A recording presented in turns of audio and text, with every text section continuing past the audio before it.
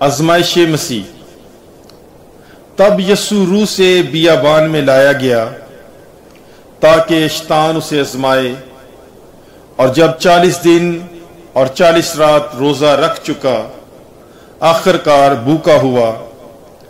تب آزمائش کرنے والے نے اس کے پاس آ کر کہا، اگر تو خدا کا بیٹا ہے تو کہہ کہ یہ پتھر روٹیاں بن جائیں۔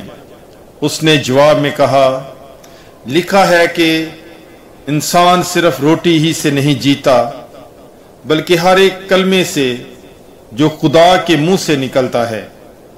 تب شیطان اسے مقدس شہر میں لے گیا اور ہیکل کے کنگرے پر کھڑا کر کے اس سے کہا، اگر تو خدا کا بیٹا ہے تو اپنے آپ کو نیچے گرا دے، کیونکہ لکھا ہے، اس نے اپنے فرشتوں کو تیری بابت حکم دیا ہے اور وہ تجھے ہاتھوں پر اٹھا لیں گے، ایسا نہ ہو کہ تیرے پاؤں کو کسی پتھر سے چوٹ لگ جائے۔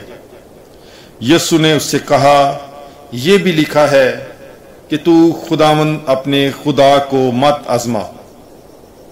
پھر شیطان اسے ایک بڑے اونچے پہاڑ پر لے گیا اور دنیا کی سب مملکتیں اور ان کی شان و شوکت اسے دکھائی، اور اس سے کہا، اگر تو گر کے مجھے سجدہ کرے تو یہ سب کچھ تجھے دوں گا۔